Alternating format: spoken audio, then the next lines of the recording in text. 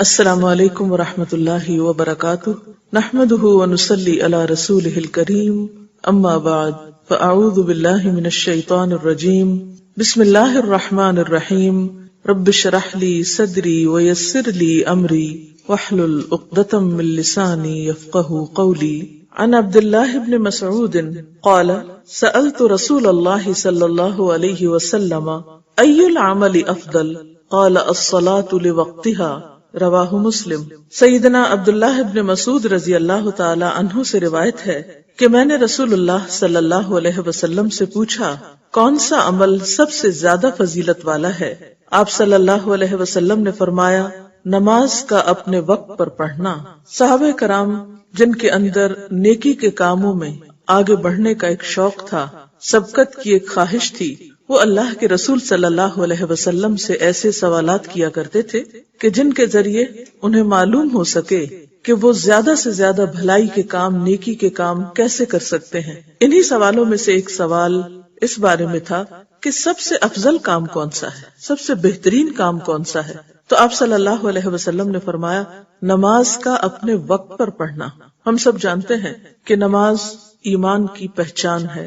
انسان جب لا الہ الا اللہ پڑھتا ہے، اپنے رب پر ایمان لاتا ہے، تو اس کا اقرار نہ صرف یہ کہ اپنی زبان سے کرتا ہے بلکہ اس کا عمل اس کی تصدیق بھی کرتا ہے۔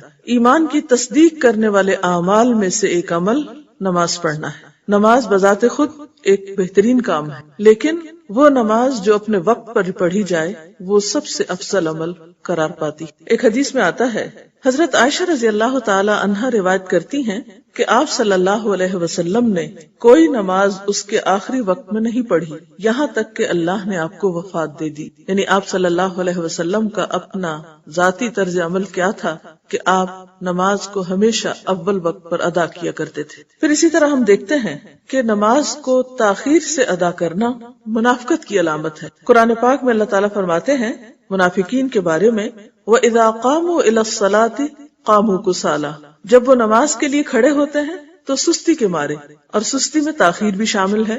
یراؤن الناس، لوگوں کو دکھانے کے لیے، یعنی دکھاوا کرتے ہیں۔ ولا یذکرون اللہ الا قلیلا، اور اللہ کو یاد نہیں کرتے مگر بہت تھوڑا، کیونکہ جب آپ نماز دیر سے شروع کریں گے تو لازمی طور پر پھر جلدی جلدی پڑھیں گے، اور جب آپ کو نماز میں جلدی ہوگی تو پھر خشوع خضوع تو پیدا ہو نہیں سکتا، اور اگر نماز میں خشوع نہ ہو تو انسان صحیح معنوں میں اللہ تعالیٰ کا قرب بھی محسوس نہیں کرتا، اس میں پھر اللہ کی یاد کا حصہ بہت کم رہ جاتا ہے۔ لہٰذا یہ منافقت کی علامت ہے کہ انسان نماز میں تاخیر کرے اور سستی کے مارے پڑھے، یعنی نماز پڑھنے کے لیے اس کے اندر کوئی امنگ ہی نہ ہو، شوق ہی نہ ہو۔ حالانکہ نماز کیا ہے؟ اللہ سے ملاقات کا ایک ذریعہ ہے، اللہ تعالیٰ سے اپنے تعلق کی تجدید ہے، اپنے گناہوں کی معافی ہے، اپنی بھلائی کی دعائیں ہیں، دنیا اور آخرت کی خیر اور برکت کے لیے اللہ تعالیٰ سے ایک دعا ہے۔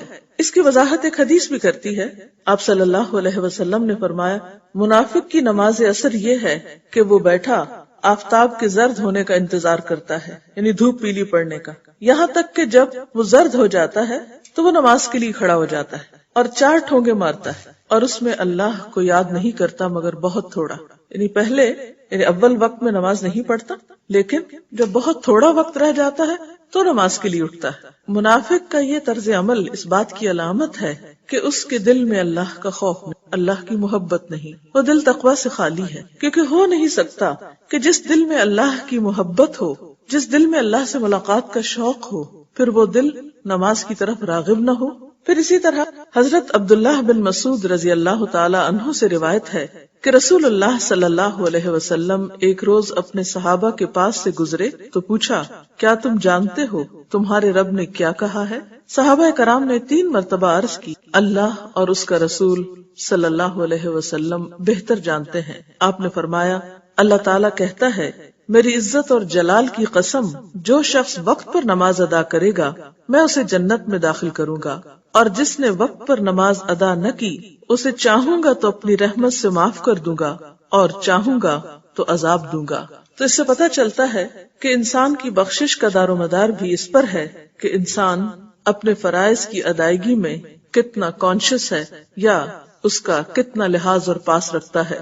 اب دیکھیے کہ ہمارے تمام اعمال ہماری شخصیت کے آئینہ دار ہوتے ہیں. اسی لیے ہم دیکھتے ہیں کہ آپ صلی اللہ علیہ وسلم نے ایک اور حدیث میں فرمایا عن ابی سعید الخدری ان رسول اللہ صلی اللہ علیہ وسلم رأى في اصحابہ تأخرا فقال لهم تقدموا فأتموا بی وَلْيَأْتَمَّ بِكُمْ مَنْ بَعْدَكُمْ لَا يَزَالُ قَوْمٌ يَتَأَخَّرُونَ حَتَّى يُؤَخِّرَهُمُ اللَّهُ رواہ مسلم. سیدنا ابو سعید خدری رضی اللہ تعالی عنہ سے روایت ہے بے شک رسول اللہ صلی اللہ علیہ وسلم نے اپنے اصحاب میں پیچھے رہنا دیکھا تو آپ صلی اللہ علیہ وسلم نے ان سے فرمایا آگے بڑھو اور میری اقتدا کرو اور جو تمہارے بعد کے لوگ ہیں وہ تمہاری اقتدا کریں. کچھ لوگ برابر پیچھے ہٹتے رہتے ہیں یہاں تک کہ اللہ تعالیٰ ان کو پیچھے ہی کر دیتا ہے. تو اس حدیث سے بھی ہمیں یہ پتا چلتا ہے کہ اگر کوئی انسان کسی عمل میں سستی کرتا ہے تو وہ سستی اگر ایک سے زیادہ مرتبہ ہوتی ہے تو انسان کی عادت بننے لگتی اور پھر آہستہ آہستہ انسان نیکی کے کام میں پیچھے ہٹتے ہٹتے پیچھے ہی رہ جاتا ہے. رسول اللہ صلی اللہ علیہ وسلم چونکہ صحابہ کرام کا تزکیہ کرتے، آپ کو کتاب و حکمت کی تعلیم دیتے تھے، اس لیے آپ صلی اللہ علیہ وسلم اپنے ساتھیوں میں کوئی بھی ایسی چیز دیکھنا پسند نہ فرماتے کہ جو ان کی شان میں کمی کرنے والی ہو. لہذا جس موقع پر جہاں کوئی بھی کمی آپ پاتے فوراً اس کی اصلاح فرماتے. یہاں پر بھی ہم دیکھتے ہیں کہ آپ صلی اللہ علیہ وسلم نماز میں لوگوں کا جائزہ لیتے کہ کون وقت پر پہنچا ہے، کون دیر سے آیا ہے، کون اگلی صف میں کھڑا ہے. اور اس بارے میں بھی احادیث ملتی ہیں کہ اگلی صف میں کھڑے ہونے والوں کا اجر و ثواب زیادہ ہے بنسبت ان کے جو بعد میں آئیں اور پچھلی صفوں میں ہوں.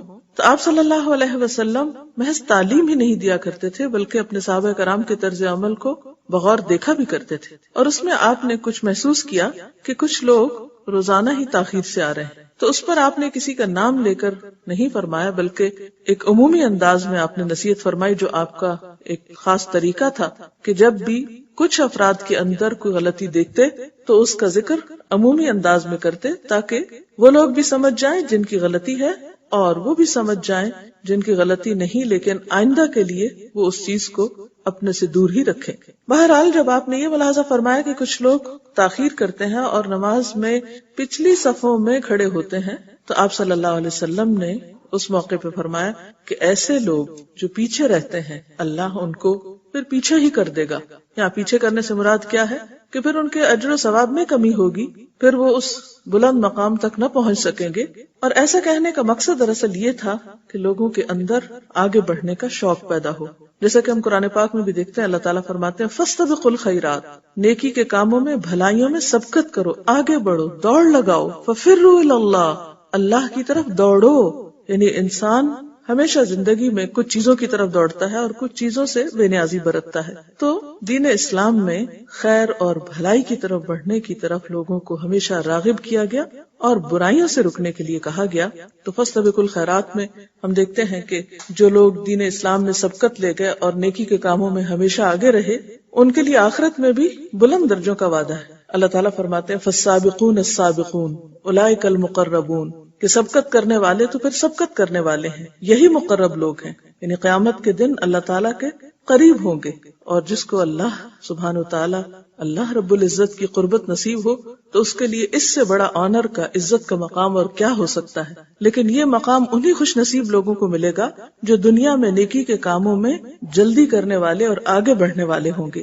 اس میں بعض اوقات دیکھنے میں یہ بھی آیا ہے کہ جب کوئی اچھا کام کرنا ہوتا ہے تو انسان قدرتی طور پر اس کے بہت سے پہلوؤں کو دیکھتا ہے کہ اس میں مجھے کیا فائدہ ہوگا، میں کر سکتا ہوں یا نہیں. بعضوں کا شیطان بھی انسان کے دل میں وسوسہ ڈالتا ہے کہ دیکھو تم شاید یہ تمہاری ہمت سے بڑھ کر ہو یا تم ایسا نہیں کر سکتے. تو بہرحال جو فرائض ہیں وہ تو فرائض ہیں، ان میں تو ہمیں سوچنے کی ضرورت نہیں ہے. لیکن کچھ کام ایسے بھی ہو سکتے ہیں جو نفل کے درجے میں ہوں اور انسان کے لیے ان کو کرنے کی پابندی نہ ہو تو بھی انسان یہ نہ دیکھے کہ اور کوئی کر رہا ہے یا نہیں کر رہا یا کتنے لوگ باقی رہ گئے کرنے والے. جس شخص کے سامنے نیکی کا جو موقع آئے وہ اس کو اویل کرے، اس سے فائدہ اٹھائے اور سبقت کرے اور آگے بڑھ جائے. کیونکہ انسان کو نہیں معلوم کہ وہ کتنے دن کے لیے اس دنیا میں ہے اور کتنا موقع اس کے پاس باقی ہے نیکی کے کام کرنے کا. اور اگر کسی کو ایک لمبی عمر بھی ملتی ہے. تو آپ دیکھیے کہ بچپن کی زندگی ویسے ہی شعور کی زندگی نہیں ہوتی، اس میں انسان کچھ بہت زیادہ کام نہیں کر سکتا.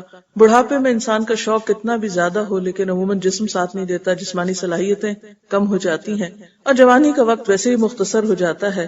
تو ایسے میں انسان کو جب بھی نیکی کا موقع ملے اور اس کے پاس اس کام کے کرنے کی استطاعت ہو تو فوراً آگے بڑھ جانا چاہیے.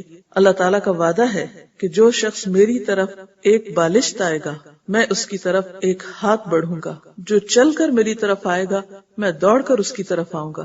اللہ کی رحمت محسنین کے بہت قریب ہے، ان رحمت اللہ قریب من المحسنین. لیکن یہ اسی وقت ہو سکتا ہے کہ جب ہم صرف فرائض ہی کے ادا کرنے والے نہ ہوں، یا یہ کہ صرف خانہ پوری کرنے والے ہوں. نہیں، نیکی کے کاموں میں دوڑنے والے، سبقت کرنے والے اور آگے بڑھنے والے ہوں تو پھر اللہ تعالیٰ کی رحمت بھی اسی طرح انسان کے لیے آگے بڑھے گی. اسی طرح ایک اور روایت میں آتا ہے، ایک مرتبہ رسول اللہ صلی اللہ علیہ وسلم ایک مجلس میں تھے تو 3 لوگ آپ کے پاس آئے.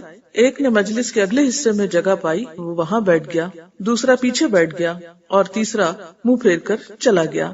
تو آپ صلی اللہ علیہ وسلم نے فرمایا کہ کیا میں تمہیں ان تینوں کے بارے میں نہ بتاؤں کہ اللہ کے ہاں ان کا کیا مقام ہے؟ ایک نے تو اللہ کے پاس ٹھکانہ لیا تو اللہ نے اس کو جگہ دی، یعنی جو آگے بڑھا وہ اللہ کی رحمت میں آ گیا. دوسرے نے شرم کی تو اللہ تعالیٰ نے بھی اس سے شرم کی، یعنی جو پیچھے بیٹھ گیا وہ ایک طرح سے پیچھے رہ گیا. تیسرے نے منہ پھیرا تو اللہ تعالیٰ نے بھی اس سے منہ پھیر لیا.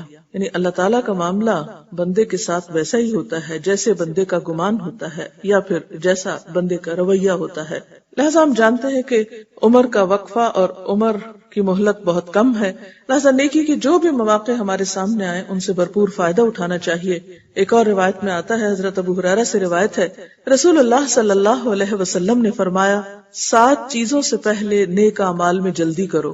کیا تمہیں ایسے فقر کا انتظار ہے جو بھلا دینے والا ہے، یا ایسی تونگری کا جو تمہیں حد سے زیادہ تجاوز کر دینے والا بنانے والی ہے، یا ایسی بیماری کا جو بگاڑ دینے والی ہے، یا ایسے بڑھاپے کا جو عقل اور ہوش کو زائل کر دینے والا ہے، یا ایسی موت کا جو نہایت تیزی سے اپنا کام تمام کر دینے والی ہے، یا دجال کا جو ہر اس غائب برائی سے بدتر ہے جس کا انتظار کیا جائے، یا قیامت کا، بس قیامت تو نہایت ہولناک اور نہایت تلخ تر ہے. یعنی انسان کو کل کا پتہ نہیں، کل کی خبر نہیں کہ اس کے پاس کتنا وقت باقی ہے.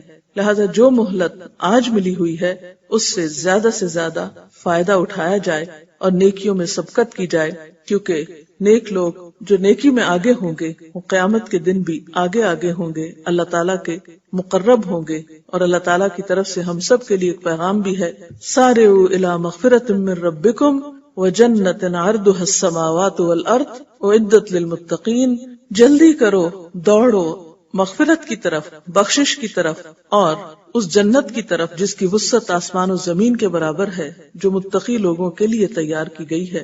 تو اس سلسلے میں اگر کوئی چیز آپ کے ذہن میں ہو تو آپ پوچھ سکتے. رسول اللہ صلی اللہ علیہ وسلم کی اس بات سے معلوم ہوتا ہے کہ نماز کی اہمیت کتنی ہے، جیسا کہ کسی نے کہا ہے کہ فرسٹ تھنگ فرسٹ. تو اس حوالے سے اس بات پر میں آپ سے چاہوں گی کہ آپ اس پر مزید روشنی ڈالیں کہ how to keep it first, یعنی اپنی زندگی کی مصروف ترین زندگی میں دوسرے کاموں میں ہم نماز کو کس طرح اپنے آپ کو آرگنائز کریں یا مینج کریں کہ ہم نماز کو اول وقت میں پڑھ سکیں. بات یہ ہے کہ جو کام ہمیں کرنا ہے وہ تو کرنا ہی، پہلے کریں یا بعد میں کریں، یا تو یہ کہ کرنا نہیں. جب کرنا ہی ہے تو کیوں نہ اس وقت پر کر لیا جائے جب کرنا زیادہ فائدہ مند ہے. کوئی بھی کام اگر وقت گزرنے کے بعد کیا جاتا ہے یا بعض اوقات تاخیر سے کیا جاتا ہے تو اس کا نقصان کیا ہوتا ہے. مثال کے طور پر آپ دیکھیں کہ اگر عید گزرنے کے بعد آپ عید کی تیاری کر رہے ہیں تو اس کا کیا فائدہ.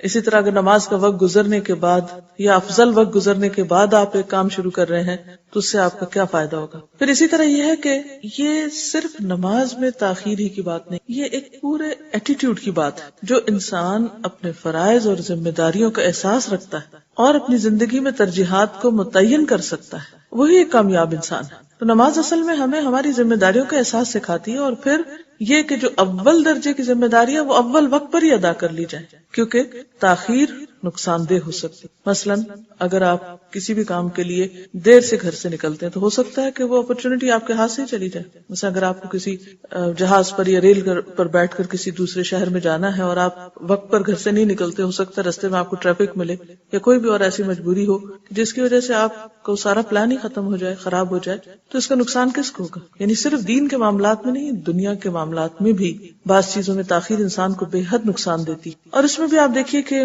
نماز دراصل یا ہمارا دین دراصل کچھ چیزوں کی پابندی جو ہم پر ڈالتا ہے تو وہ آخرت میں تو فائدہ مند ہے ہی، ہماری دنیا میں بھی بے حد فائدہ مند ہے کہ اس سے ہماری عادات میں بہتری ہوتی. چونکہ نماز ایک فرض عبادت ہے، تو اگر کوئی انسان اپنے فرض عبادت میں پنکچوئل ہے اور وقت کا پابند ہے تو اس کا یہ احساس ذمہ داری اس کو صرف نماز کے وقت نہیں، اس کو باقی زندگی میں بھی فائدہ دے گا. آپ کچھ کہیں؟ اسی بات کو میں آگے بڑھاتے ہوئے تھوڑا سا پوچھنا چاہوں گی کہ جیسا کہ نماز کی اہمیت اس حدیث سے واضح ہے، لیکن اس کے باوجود ہم دیکھتے ہیں کہ ہمارے معاشرے میں نماز پڑھنے کا جو شوق ہے وہ آہستہ آہستہ ختم ہوتا جا رہا ہے، اور اسپیشلی ہمارے یوتھ کے حوالے سے اگر بات کی جائے تو ان کے اندر یہ عادت بہت ہی زیادہ کم ہے. تو اس سلسلے میں اگر آپ کچھ تھوڑا سا کوئی پریکٹیکل ٹپ یا کوئی ایسی ایڈوائس دینا چاہیں کہ جو ہیلپ فل ہو سکتی ہے. اس سلسلے میں آپ دیکھیے کہ کوئی بھی درخت ایک دن میں نہیں لگتا. اگر بیج ڈالنے کے موسم میں بیج نہ ڈالا جائے تو جب پھل لینے کا وقت آتا ہے اس وقت پھل نہیں اترتا. جیسے ہر چیز کی پلانٹیشن کا ایک وقت ہوتا ہے، ایک خاص موسم ہوتا ہے. اگر اس وقت میں وہ کام نہ کیا جائے تو جسے بے وقت کرنے سے وہ نتائج حاصل نہیں ہوں گے.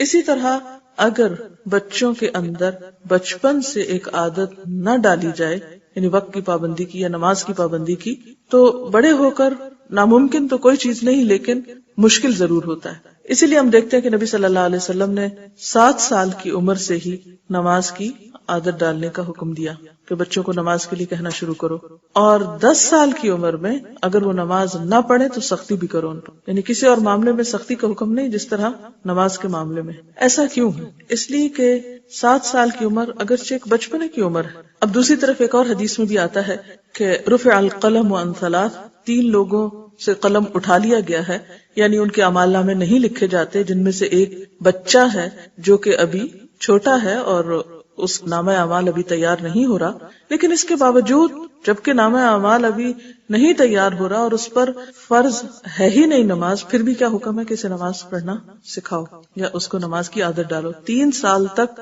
اسے مہلت دی گئی، یعنی 10 سال کی عمر تک. 10 سال میں بھی نماز فرض نہیں ہوتی، نماز تو بلوغت پر فرض ہوتی. ہاں اگر 10 سال کا کوئی بچہ یعنی بچی بالغ ہو جاتی تو پھر الگ بات ہے. تو اس سے پتہ یہ چلتا ہے کہ کوئی ایسی ٹیمپریری یا وقتی یا آسان ٹپ نہیں ہے کہ جس سے جوان ہونے کے بعد کوئی شخص جلد نماز کا عادی ہو جائے. اس کی تیاری شروع سے کرنی ہوگی. ہاں بڑے ہو کر بھی فرض تو فرض ہے، اسے چھوڑا نہیں جا سکتا. ایسے میں جو چیز بہت مددگار ہوتی ہے وہ یہ کہ دوسرے کو عملی طور پر مدد دینا نماز کے اوقات میں. مثلا ہم بچوں سے یہ نہ کہیں کہ جاؤ نماز پڑھو یا اٹھو نماز پڑھو، ہم یہ کہیں کہ آئے نماز پڑھتے ہیں. ان کو ساتھ لے کر چلیں، ساتھ نماز کے اوقات میں کھڑا کریں، ان کو کمپنی دیں، اور آپ دیکھیں گے کہ اس سپورٹ سے بھی ان کے لیے کام کرنا آسان ہوگا. اور اس کے ساتھ ساتھ ان کے لیے دعا بھی کریں کیونکہ دعا بہرحال فائدہ دیتی. اس کے ساتھ ہی ہماری آج کی گفتگو مکمل ہوتی ہے. اجازت چاہتے ہیں. السلام علیکم ورحمۃ اللہ وبرکاتہ.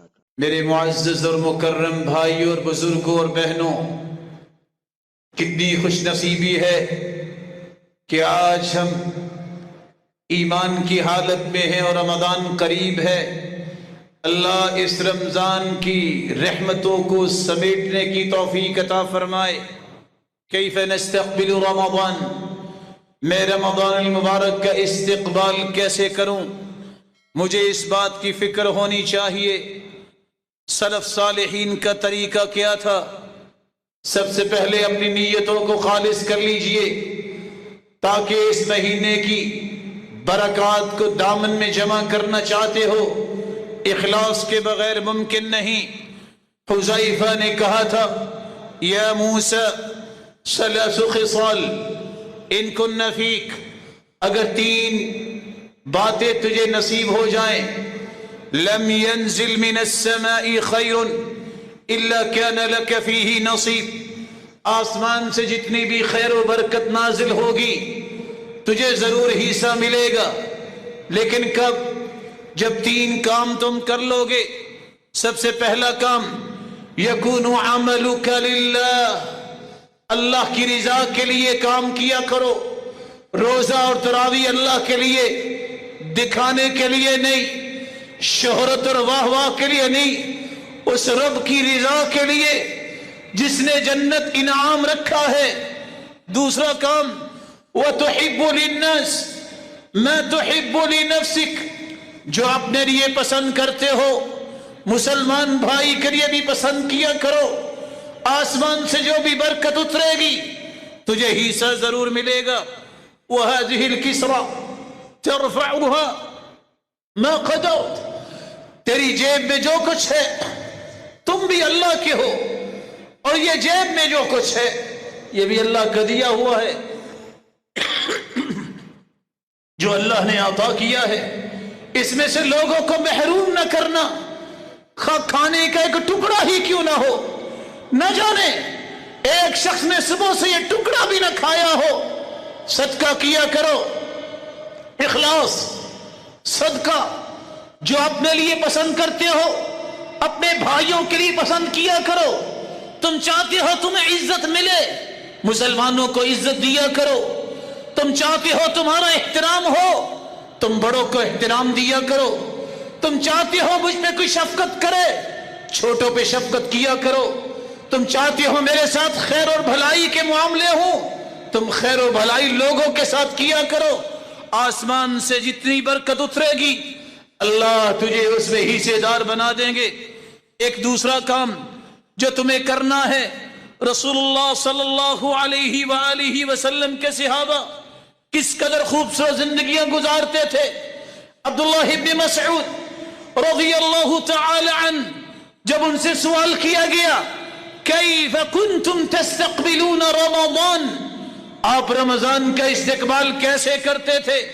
قال ما كان احدنا يجرأ على استقبال الهلال وفي قلبه ذرة حقد على اخيه المسلم. ہم میں سے کوئی ایسا شخص نہیں تھا جو رمضان کا چاند نظر آنے سے پہلے اس کے دل میں ذرہ برابر بھی کسی مسلمان کے بارے میں کینہ ہو، بغض ہو، حسد ہو. اپنے دل کو صاف کر لیجئے. دل صاف نہ ہوا تو یہ رمضان کی برکتیں نصیب نہیں ہوں گی. فضیل ابن عیاض فرماتے ہیں لم يدرك من عندنا من ادرك بكثرة صيام ولا صلاة، ہم سے پہلے جو لوگ تھے ان کو اللہ نے برکتیں اس لیے نہیں دی تھی کہ وہ زیادہ روزے یا تہجد اختیار کرتے، یہ بھی کیا کرتے، لیکن اصل راز یہ تھا لسلامت صدورہم، ان کے سینے بڑے پاکیزہ تھے. کوئی حسد، کوئی بغض، کوئی عناد، کوئی عصبیت، کوئی تعصب، کوئی کینہ، کوئی گرہ ان کے دلوں میں نہیں ہوتی تھی. نتیجتاً اللہ ذوالجلال نے انہیں برکتوں سے نواز دیا. رسول اللہ صلی اللہ علیہ وآلہ وسلم نے ایک تیسری بات بھی سمجھائی کہ یہ مہینہ عبادت کا مہینہ ہے. ان میں ایک ایسی رات ہے جسے لیلۃ القدر کہتے ہیں، اس کی تلاش کیجئے. آج کس کی عمر ہے؟ 83 سال 4 ماہ. کس کی عمر ہوگی؟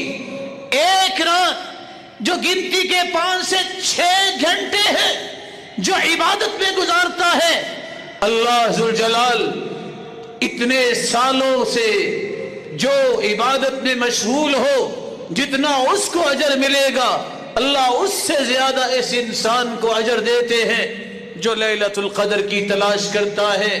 اور چوتھی بات، یہ دعاؤں کا موسم آ رہا ہے. صبح دعائیں، ظہر عصر کو دعائیں، شام کا دعائیں.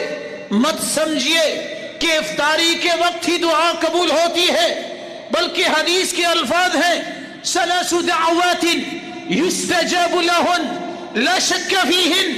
3 ایسے خوش نصیب ہیں جو دعائیں کرتے ہیں اللہ ان کی دعاؤں کو رد نہیں کرتے. دعوت الصائم، روزے دار کی دعا. تم سحری جب کرتے ہو اذان شروع ہو جاتی ہے، روزہ شروع ہو گیا، اس وقت سے لے کر جب تک افطار نہیں کر لیتے جو بھی دعا کرو گے تمہارا رب تمہیں محروم نہیں کرے گا. الدعاء اپنے لیے دعا کیجئے، اپنی اولاد کی نیکی کی دعا کیجئے، والدین کے لیے، بہن بھائیوں کے لیے، رشتہ داروں کے لیے، اپنے تعلق والوں کے لیے، اپنے شہر اور قصبے کے لوگوں کے لیے کہ اللہ ذوالجلال سب کو خوبصورت ایمان دے، نیکی کرنے کی توفیق دے اور جنت الفردوس کا حقدار بنائے. رسول اللہ صلی اللہ علیہ وسلم نے ایک 5ویں کام کی بھی تلقین بھی کی، کر کے بھی دکھایا.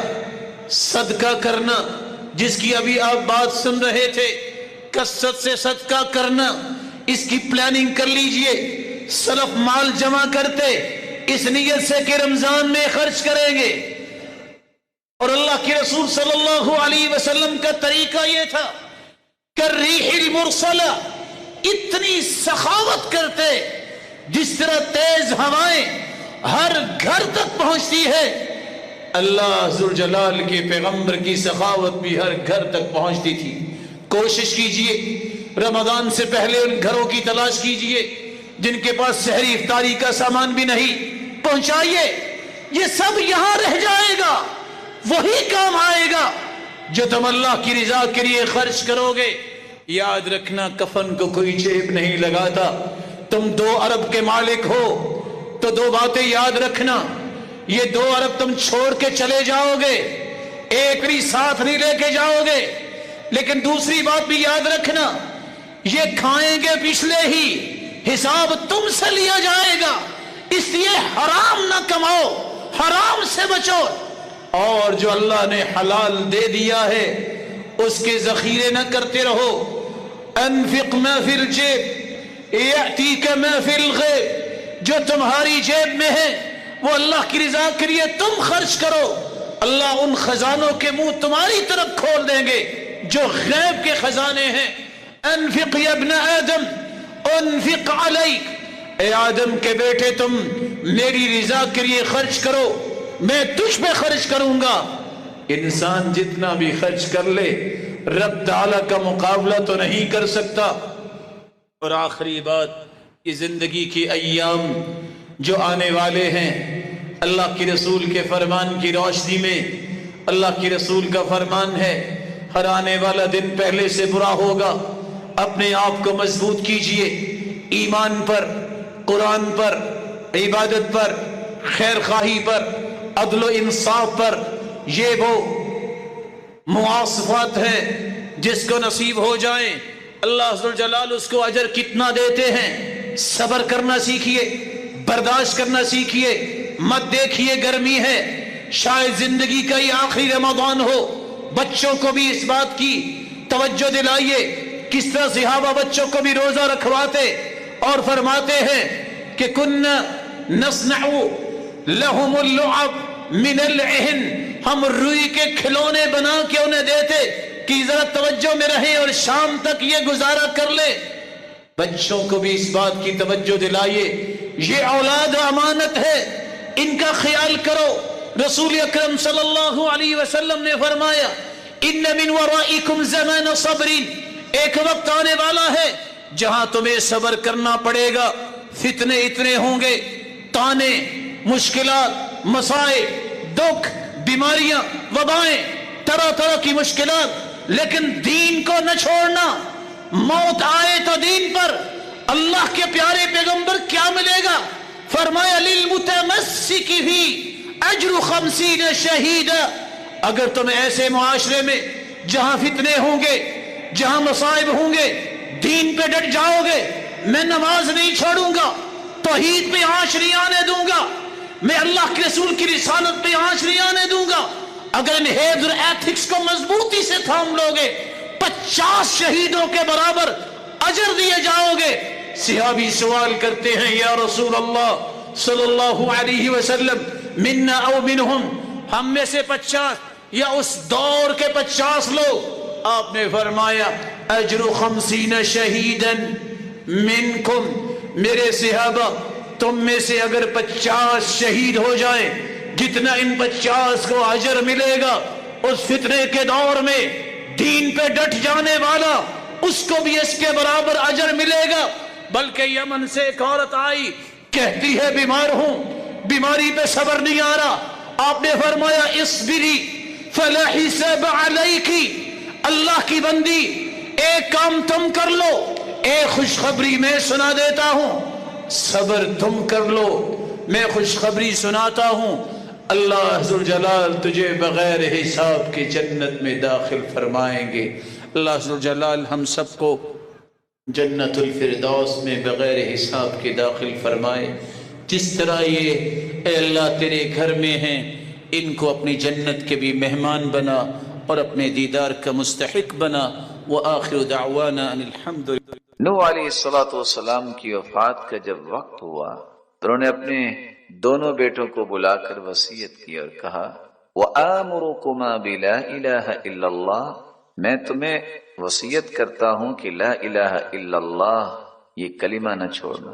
فإن السماوات والأرض وما فيهما لو وضعت في كفة الميزان ووضعت لا الہ الا اللہ في الكفة الأخرى كانت ارجح، اگر آسمان و زمین، ساتوں آسمان اور ساتوں زمینیں ایک پلڑے میں رکھ دیا جائیں اور دوسرے پلڑے میں ترازو کے لا الہ الا اللہ رکھ دیا جائے تو یہ 14 کے 14 طبق سے بھاری ثابت۔ پھر انہوں نے فرمایا وآمركما بسبحان اللہ وبحمدہ فإنها صلاة كل شيء وبها يرزق كل شيء، میرے بیٹوں میں آپ کو وصیت کرتا ہوں کہ سبحان اللہ وبحمدہ یہ کلمات نہ چھوڑ، ہر چیز کی یہ عبادت اور نماز ہے اور ہر چیز کو رزق بھی اسی وجہ سے دیا جاتا ہے۔ سبحان اللہ وبحمدہ، سبحان اللہ وبحمدہ۔ اور دوسری روایت میں آتا ہے سبحان اللہ وبحمدہ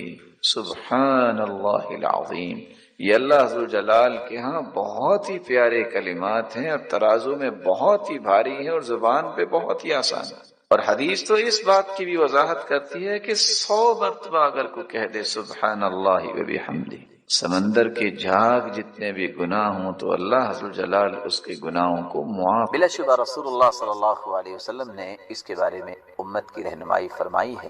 رسول اکرم صلی اللہ علیہ وسلم کا فرمان معظم ہے افضل الذکر لا الہ الا اللہ۔ یہ روایت صحیح الجامع اور سلسلہ صحیحہ کی روایت ہے، اور جابر رضی اللہ تعالیٰ عنہ اس کو بیان کرتے ہیں کہ رسول اکرم صلی اللہ علیہ وسلم نے فرمایا سب سے افضل ذکر لا الہ الا اللہ ہے۔ اور سلسلہ صحیحہ کی ہی روایت ہے، رسول اکرم صلی اللہ علیہ وسلم نے فرمایا ان قول لا الہ الا اللہ تدفع عن قائلها 99 من البلاء ادناها الہم۔ جو شخص لا الہ الا اللہ کہتا ہے اللہ رب العزت 99 بلائیں اس سے دور کر دیتے۔ ادناها الہم، ان 99 بلاؤں میں سے سب سے کم بلا انسان کا غم دور۔ اس سے پتہ یہ چلا کہ 98 بلائیں تو غم سے بھی بڑی اللہ رسول اللہ صلی اللہ علیہ وسلم نے فرمایا، اور یہ روایت بھی صحیح الجامع اور سلسلہ صحیحہ کی ہے۔ افضل الکلام سبحان اللہ والحمد للہ ولا الہ الا اللہ واللہ اکبر۔ سب سے افضل کلام جو انسان کی زبان پہ آتی ہے وہ کلام بھی یہی ہے سبحان اللہ، الحمد للہ، لا الہ الا اللہ واللہ اکبر۔ اور مجھے صحیح مسلم کی وہ روایت یاد آئی، اور میں کبھی اس روایت کو پڑھتا ہوں تو اتنا خوش ہوتا ہوں، اور میں گزارش کروں گا کہ اس روایت کو صحیح مسلم میں خود بھی پڑھیے۔ قیامت کے دن جو ترازو لگایا جائے گا نیکیوں کا وزن کرنے، کتنا بڑا ترازو ہوگا، اس کے 2 پلڑے ہوں گے۔ لو وضعت السماوات والارض ومن فیہن فی کفہ، اگر 7 آسمان اور 7 زمینیں 14 کے 14 طبق ایک پلڑے میں رکھ دیے جائیں قیامت کے دن تو ایک پلڑا بھی اس ترازو کا بھرے گا۔ لیکن والحمد للہ تملأ المیزان، ابو مالک الاشعری رضی اللہ تعالی عنہ کی صحیح مسلم کی روایت ہے، رسول اللہ صلی اللہ علیہ وسلم نے فرمایا جو شخص ایک مرتبہ الحمدللہ کہہ دیتا ہے، اے میرے مالک تیری ہی تعریف، اللہ رب العزت قیامت کے دن اس ایک مرتبہ کہنے سے ترازو کے دونوں پلڑوں کو نیکیوں سے بھر دیں۔ اللہ کا ذکر یہ بہت بڑی نعمت. زندگی کے اندر اگر انسان کو چین چاہیے، سکون چاہیے اور دل کا سرور چاہیے تو اللہ نے اپنے ذکر میں رکھا. الذین آمنوا وتطمئن قلوبهم بذکر اللہ الا بذکر اللہ تطمئن القلوب. الذین آمنوا وتطمئن قلوبهم بذکر اللہ الا بذکر اللہ تطمئن. اللہ تعالیٰ اپنے قرآن میں اس بات کی نوید سنا رہے ہیں. وہ لوگ جو ایمان لاتے ہیں، لوگوں کے دلوں میں اگر سکون اور اطمینان آتا ہے تو اللہ کے ذکر. اور پھر اس بات کی تاکید اور فرمائیں، الا بذکر اللہ تطمئن القلوب، دلوں کا اطمینان اللہ نے رکھا ہے ذکر. ایک بندہ مومن کو چلتے پھرتے اٹھتے بیٹھتے کہنا چاہیے اللہ اکبر، سبحان اللہ، الحمدللہ، ولا الہ الا اللہ، واللہ اکبر، ولا حول ولا قوة الا باللہ، حسبی اللہ ونعم الوکیل، نعم المولى ونعم النصير، يا حي يا قيوم برحمتك استغيث، اللہ اللہ ربی لا اشرك بك شيئا، لا الہ الا انت سبحانك انی کنت من الظالمین. اور یہاں میں ایک لفظ کا اضافہ کر دوں، حسبی اللہ ونعم الوکیل. اتنا بڑا ذکر ہے. ابراہیم علیہ السلام کو جب آگ میں پھینکا گیا تو انہوں نے جو اپنی زبان پہ کلمات جاری کیے تھے وہ تھے حسبی اللہ ونعم. آگ باغ بن گئی. اور یہی وہ کلمہ تھا جو رسول اللہ صلی اللہ علیہ وسلم نے اپنی زبان پہ جاری کیا جب دروازے کے دائیں اور بائیں، رائٹ اینڈ لیفٹ، لوگ لاٹھیاں لے کے کھڑے تھے کہ آج ہم چھوڑنا. وہاں سے گزر گئے. یہ پڑھتے پڑھتے ان کو اللہ نے اندھا کر دیا. دیہ الجامع کی روایت بتاتی ہے ایک درخت کے پاس اللہ کے رسول کھڑے ہوئے اور آپ نے اس کو حرکت دی اور پتے گر گئے. فرمایا جو شخص یہ کہتا ہے الحمدللہ، سبحان اللہ، لا الہ الا اللہ، واللہ اکبر، اس طرح یہ پتے گر گئے ہیں انسان کے سارے گناہ بھی اللہ معاف کر دے. معزز اور محترم بھائیو، کون سے پھر اعمال ہیں جو بہت چھوٹے ہونے کے باوجود میرے نیکیوں کے پلڑے کو بھاری کر دیں گے اور مجھے نجات مل جائے گی. اس سے پہلے یہ سمجھیے ایک وقت آنے والا ہے اللہ کی طرف سے ایک ترازو لگایا جائے گا. اتنا بڑا ترازو، اتنا بڑا ترازو، لو وضعت السماوات والارض ومن فيهن في كفة لوسعتهن. ساتوں آسمان اور ساتوں زمینیں اگر ایک پلڑے میں قیامت کے دن رکھ دیے جائیں گی تو ایک پلڑا بھی بھرے گا نہیں. اتنا بڑا ترازو. لیکن کون سے اعمال ہیں کہ پلڑا بھرے گا؟ سب سے پہلا عمل التوحید، کلمۃ التوحید، لا الہ الا اللہ. جس توحید کے لیے اللہ عز و جل نے انبیاء کو بھیجا، جس توحید کے بغیر انسان کی نہ دنیا میں نجات نہ آخرت میں نجات، جس توحید کو عام کرنے کے لیے انبیاء کو مبعوث کیا. قیامت کا دن ہوگا، لمبی حدیث ہے، ایک آدمی کی کوئی نیکی نہیں نکلے گی. سوچے کہ مارا گیا، اللہ کی طرف سے اس سے کہا جائے گا پریشان نہیں ہونا، ایک نیکی ہمارے پاس تیری ہے. اللہ وہ کون سی نیکی ہے؟ فرشتہ اس وقت لے کے آئے گا. کیا لے کے آئے گا؟ ایک بطاقہ، ایک چھوٹا سا کارڈ لے کے آئے گا. اس پہ لکھا کیا ہوگا؟ لا الہ الا اللہ. اس بندے نے لا الہ الا اللہ کہا، اس کے تقاضوں کو پورا کیا. وہ پھر سوچے گا اتنے گناہوں کے انبار اور لا الہ الا اللہ توحید کا کلمہ، اس کا موازنہ کیسے کریں گے؟ فتوضع البطاقہ فی کفہ وتوضع السجلات فی کفہ. سارے برائیوں کے رجسٹر ایک پلڑے میں. جب اس کارڈ کو دوسرے پلڑے میں رکھا جائے گا تو ساری برائیوں کے وہ رجسٹر اٹھ جائیں گے. فطاشت السجلات فلا يثقل مع اسم اللہ شیء. اس کے اس کارڈ کی وجہ سے ہی، اس کلمے کی وجہ سے ہی نیکیوں کا پلڑا بھاری ہوگا اور اللہ اسے جنت میں بھیج دیں گے. میں آپ سے گزارش کروں گا زندگی کے اندر توحید میں کوئی فرق نہ آنے دینا. اور حدیث کیا کہتی ہے؟ وَإِن قُطِعْتَ أَوْ حُرِّقْتَ، تمہارے ٹکڑے کر دیے جائیں، تمہیں جلا دیا جائے، توحید پہ کوئی کمپرومائز نہیں ہے، کوئی کمپرومائز نہیں. توحید ہی تو میری اور آپ کی دنیا اور آخرت کی کامیابی کا راز ہے، اور یہ بات سمجھنی چاہیے جو قرآن نے کہہ دی ہے، الذین آمنوا ولم یلبسوا ایمانہم بظلم اولئک لهم الامن وهم مہتدون، جو ایمان لانے کے بعد شرک کی آمیزش نہیں کرتے، اپنی توحید کو خالص کرتے ہیں۔ اللہ نے دو انعام رکھے ہیں، فکری امن، قولی امن، معاشرتی امن۔ امن کی نعمت اللہ دیتا ہی اس کو ہے جس کی توحید خالص ہوتی ہے۔ وَهُمْ مُهْتَدُونَ، اور صراط مستقیم پہ گامزن ہونے والے ہدایت یافتہ لوگ ہیں ہی وہ جن کی توحید میں کوئی خلل نہیں ہے۔ توحید کے ساتھ میں آپ سے ادباً یہ کہوں گا، اور یہ تحفہ سمجھیے آج کی مجلس کا، کثرت سے لا الہ الا اللہ پڑھا کریں۔ حدیث کہتی ہے افضل الذکر لا الہ الا اللہ، سب سے افضل ذکر لا الہ الا اللہ۔ اور رسول اللہ صلی اللہ علیہ وسلم نے فرمایا ان قول لا الہ الا اللہ تدفع عن قائلها 99 من البلاء ادناها الہم، جو کثرت سے لا الہ الا اللہ کہتا ہے 99 بلائیں اللہ عز وجل اس کی دور فرما دیتے ہیں۔ ادناها الہم، اور سب سے گھٹیا بلا غم ہے۔ اس کا مطلب یہ نکلا کہ 98 بلائیں تو غم سے بھی بڑی بڑی اللہ عز وجل دور فرما دیتے۔ اللہ نے ظلموں سے بھی بچا دیا۔ ابن کثیر لکھتے ہیں اللہ نے وہ جنت میں گھر دکھایا، اس کو دیکھ کے مسکرائی، اسی حالت میں اللہ نے روح قبض کروا دی۔ دخل الجنہ، ابو ذر رازی رحمۃ اللہ علیہ نے دخل الجنہ نہیں کہا، مسکرائے کیوں؟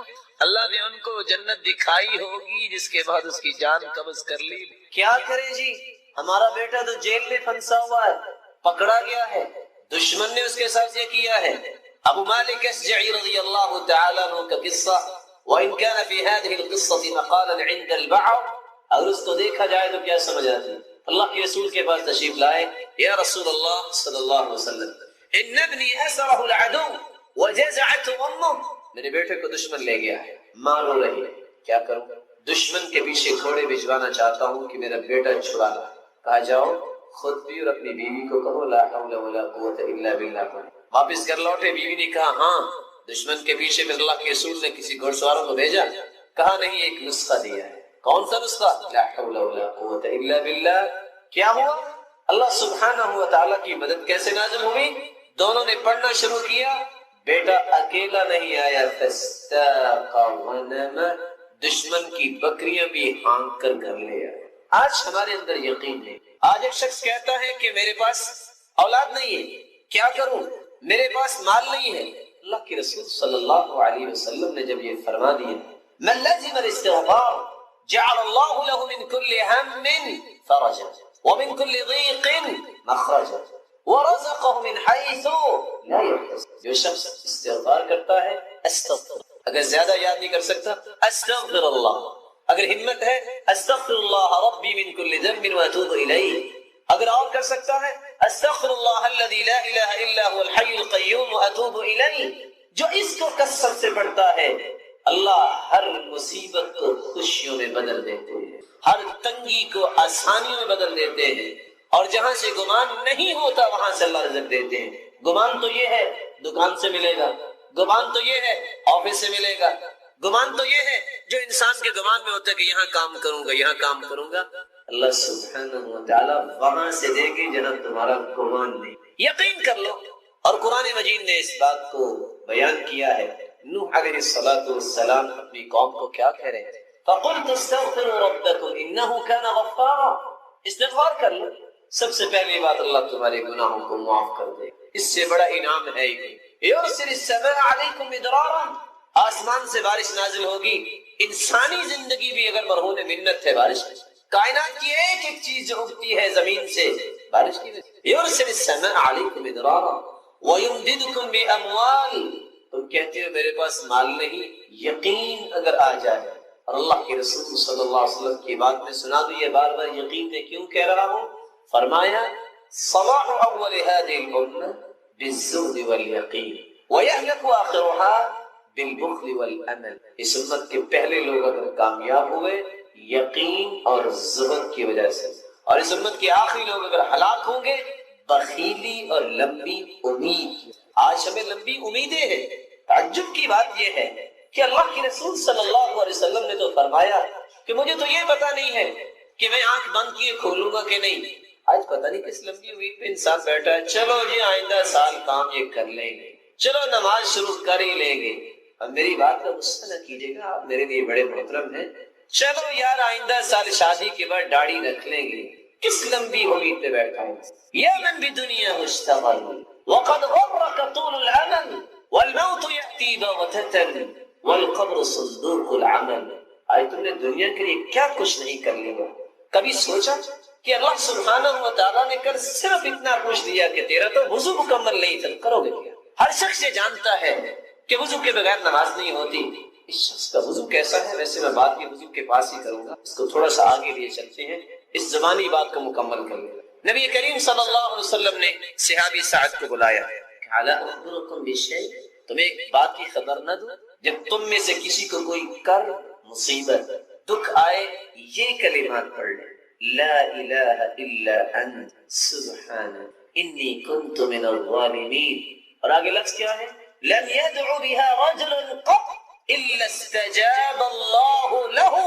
زبان بھی کون سی ہے؟ وما ينطق عن الهوى. اللہ سبحانہ و تعالیٰ اپنے پیارے پیغمبر کی زبان اقدس سے یہ بیان کروا رہے ہیں.